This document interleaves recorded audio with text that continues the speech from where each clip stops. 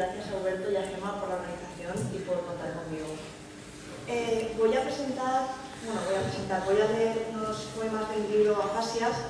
Este libro tuvo la mala suerte de salir justo antes de la pandemia, por lo tanto no he tenido oportunidad todavía de presentarlo.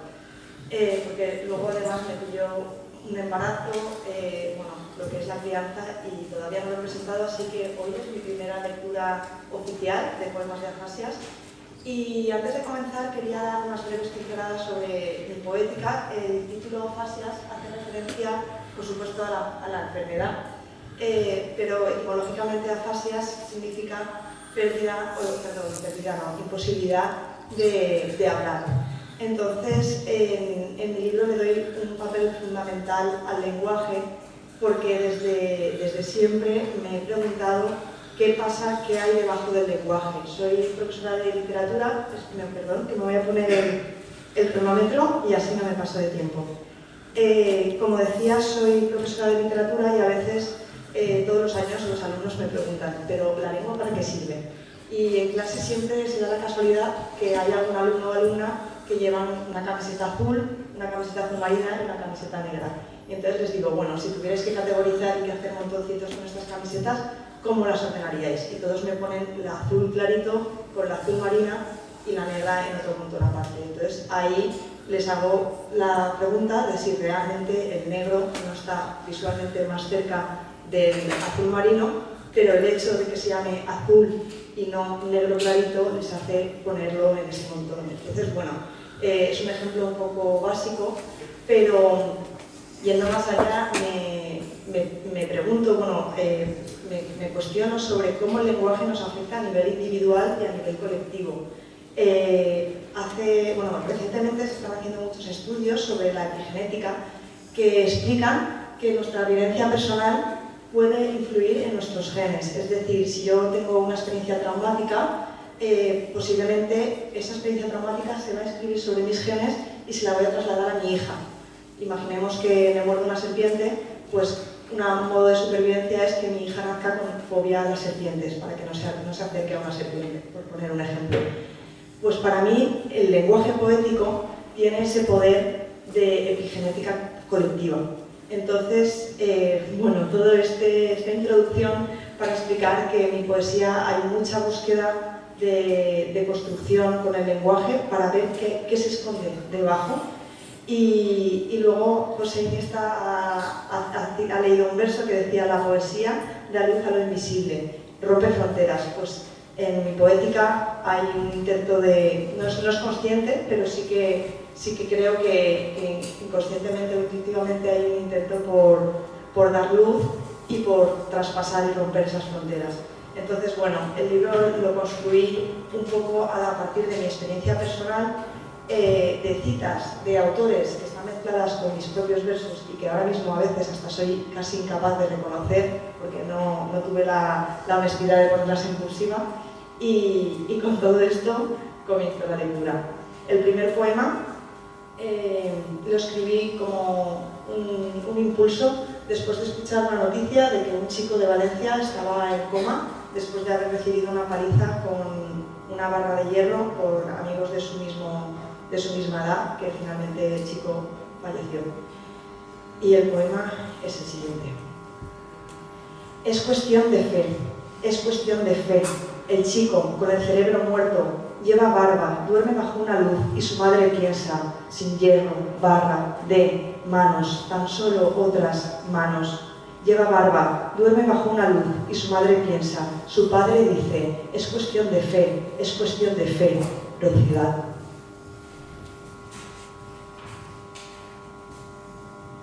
También hay muchos elementos a lo lírico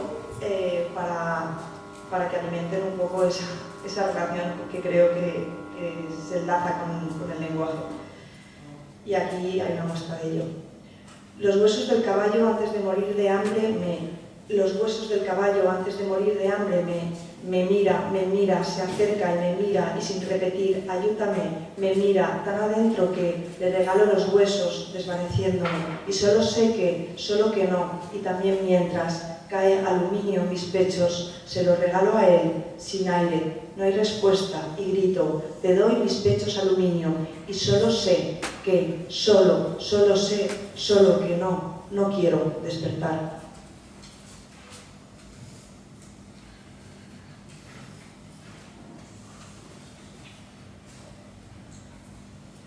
En este poema sí que recuerdo que cogí fragmentos de Beckett, entonces, por lo menos decirlo.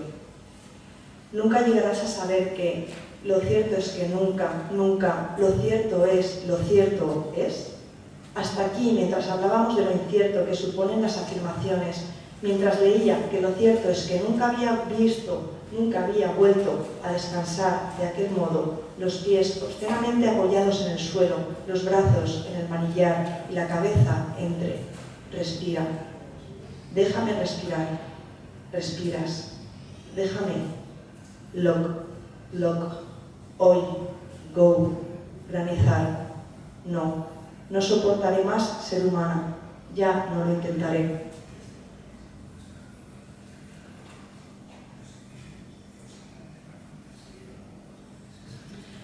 Este poema lo escribí, este sí que lo he leído alguna vez, antes de que fuera publicado en Afasias, y lo escribí tras la muerte de nuestro amigo Pedro Montealegre, grandísimo poeta, y no pude no escribirle, y el poema es el siguiente. Nada, no, sí, irve, ni, descompo, ni, endo, te busco a cada rato, en blanco, un mensaje y, legible, sin sobre, en, vuelve, una súplica, vuelve, como una golondrina oscura o cualquier animal, como el gato que también, blanco, tiene las órbitas sobre el asfalto, y no, ni con tantos noes como para firmarlos.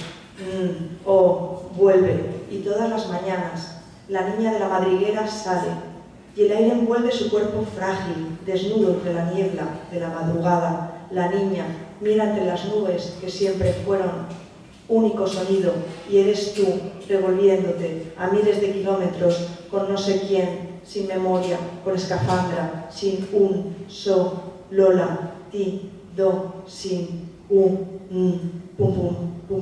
sale, busca su nombre, tu nombre, lo grita, y no, nada vuelve, nada sirve ya, nada no, cuando no, ni el no todo, ni un no nada, no cuando no, queda viento, carne, ojos con los que poder vivir.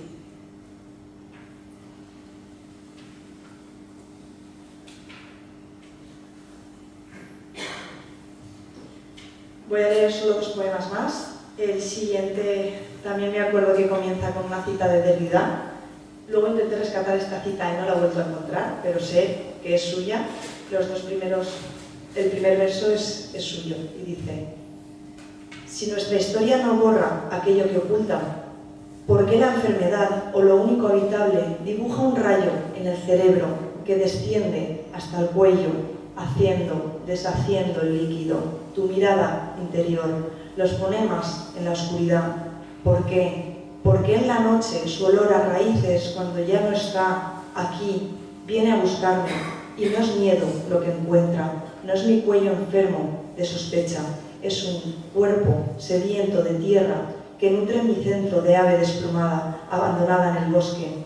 ¿Por qué tú, cuando tú, solo tú, puedes acercarte, atravesar las ramas y lo prohibido, conceder el habla, descifrar el sarpullido de la incomodidad de la vida? ¿Por qué solo tú, cuando tú, se sucede de cuerpos extraños sobre una historia performativa, hecha de su propia enunciación? Yo te juro, yo te hago, te deshago entre estos poros abiertos de profundidad, poros profunden tu piel, entre lo único habitable. ¿Por qué? Porque lo único habitable no cabe en un pronombre, lo único habitable es el acto de habla, lo imposible. Y para terminar, lo quiero leer porque, este libro, cuando lo escribí, Una de las cosas que yo tenía clara era que no iba a ser madre, porque básicamente después de intentarlo insistentemente por técnicas de fecundación in vitro, los médicos ya me habían dicho que yo no podía. Entonces, bueno, pues lo tenía muy asumido. Sin embargo, antes de cerrar el libro, cuando ya terminan los agradecimientos, el índice, las deudas y justo antes de la última página, tuve la necesidad de publicar este poema, que ahora lo leo como una premonición de lo que luego me pasó, y fue que misteriosamente me quedé embarazada y tuve una hija que ahora no me deja dormir, pero con la que estoy muy contenta, y el poema con el que termino es este. Afonía. Memoria de las células, fracción de carne con léxico, código oculto. Todavía hay trozos de uñas tras el ombligo, son la marca. Intentó salir cuando todavía no había sido concebida. Muchas gracias.